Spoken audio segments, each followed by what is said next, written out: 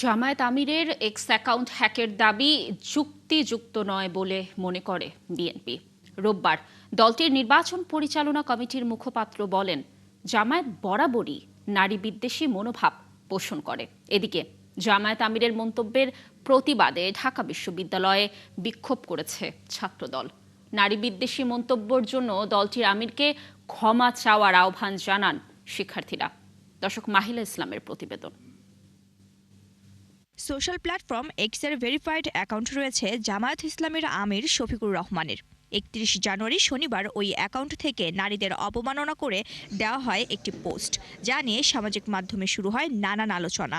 এ নিয়ে প্রতিক্রিয়া জানানো হয় বিএনপির পক্ষ থেকেও।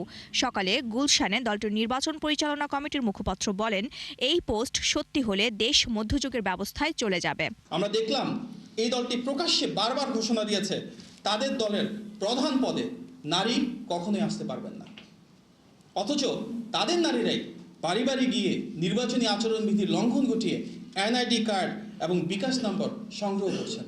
জানান, এর আগেও আন্তর্জাতিক গণমাধ্যম আল জাজিরায় দেয়া সাক্ষাৎকারে নারী ক্ষমতায়ন নিয়ে নেতিবাচক মন্তব্য করেন জামায়াত আমির। পাশাপাশি প্রশ্ন তোলেন, নারী বিদ্বেষী পোস্ট দেওয়ার ৯ ঘণ্টা পর সমালোচনার মুখে আইডিটি হ্যাক হওয়ার দাবি কতটা যৌক্তিক। নারী বিদ্বেষী একটি পোস্টের প্রায় ৯ ঘণ্টা পর দেশব্যাপী তুমুল সমালোচনার মুখে রাত ১টার দিকে আইডি হ্যাকের দাবি কতটা যৌক্তিক।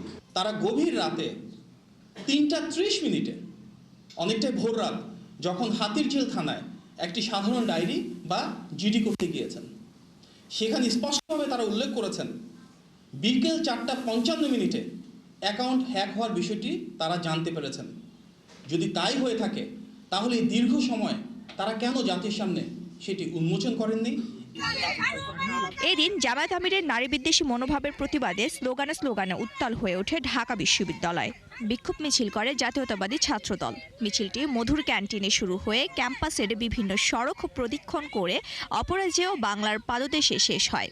আমাদের এই প্রতিবাদের বক্তব্য হলো, অবশ্যই এই নারীদের কাছে ক্ষমা চাইতে হবে। মাহিলা ইসলাম, ৭১, ঢাকা।